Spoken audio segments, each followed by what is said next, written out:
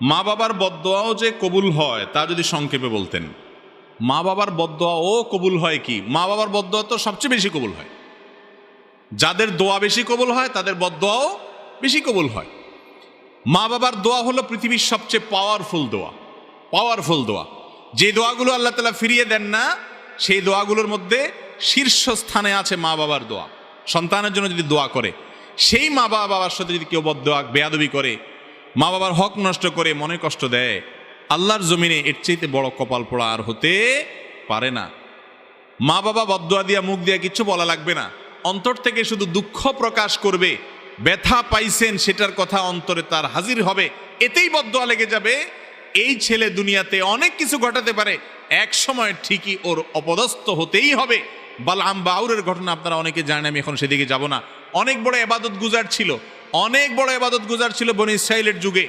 তার মা ডাক দিছে, পাত্তা দেয় নাই, ইবাদত বন্দেগীতে মশগুল আছে, মার কথার পাত্তা দেয় না, শুনছেও না, শোনার ভান করে আছে।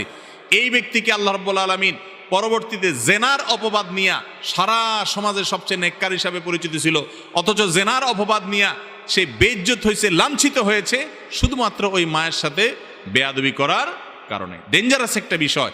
তাহলে বালআম বাউরের মা মনে কষ্ট পেয়েছেন, তার প্রভাবে যদি সে বড় ওলি, আবেদ, বুজুর্গ, নেককার, আল্লাহওয়ালা ছিল, সেই মানুষটা যদি লাঞ্ছিত, অপমানিত হয়ে জেনার অপবাদ নিয়ে সে শেষ হয়, বেইজ্জত হয়, তাহলে বোঝা গেল মা বাবার বদদোয়া লাগে না? ভাইরা আমার, রেদার রব্বে ফি রেদাল ওয়ালিদাইন, মা বাবা খুশি তো আল্লাহ খুশি। ওয়া সাখাতুর রব্বে ফি সাখাতিল ওয়ালিদাইন, মা বাবা নাখোশ তো আমার আল্লাহ নাখোশ। আল্লাহর ওয়াস্তে মা বাবাকে অসন্তুষ্ট করবেন না ভাইরা। হয়তো আপনার মা অশিক্ষিত, আপনার বাবা কিছু বোঝে না, হয়তো তাদের এত সেন্স নাই, দু একটা ধমক দিলে কিছু বলবেও না, ভাইরে তারপরে এই কাজটা করবেন না। যেদিন হারিয়ে ফেলবেন, এরপরে হুজুরদের কাছে দৌড়াবেন, হুজুর মা বাপের হক নষ্ট করছি, এখন তো মারা গেছে, কি করবেন?